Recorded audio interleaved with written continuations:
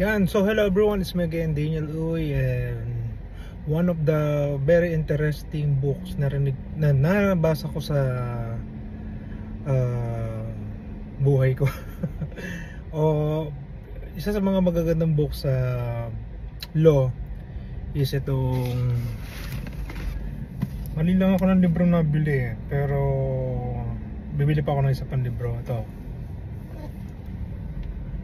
The Revised Penal Code, yan, Criminal Law 1. So maganda kasi dito, lahat ng crimes, hindi naman lahat kasi alam nyo, ginawa kasi to way back 1932, hindi pa yun natin mistaken, basahin na natin sa Greta.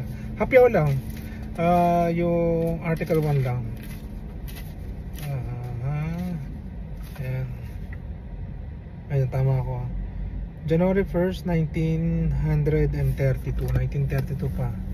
So may mga crimes na bago, so nakalagay siya sa mga special penal code.